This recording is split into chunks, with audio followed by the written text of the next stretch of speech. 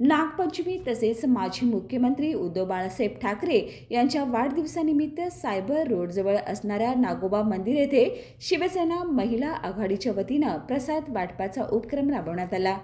उपजिल्हा संघटिका स्मिता सावंत मांढरे यांच्या नेतृत्वाखाली हा उपक्रम पार पडला।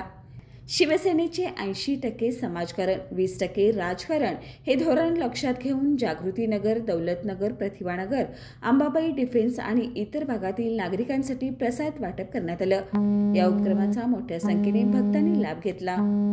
कार्यक्रमावेळी उपनेते संजय पवार, जिल्हा संघटिका प्रतिज्ञा उतुरे, रुपाली घोरपडे, आसावरी सुतार, पल्लवी चिखलीकर, वर्षा पाटील, स्वाती सांगावकर तसेच शिवसेना महिला आघाडीच्या इतर पदाधिकारी उपस्थित होत्या।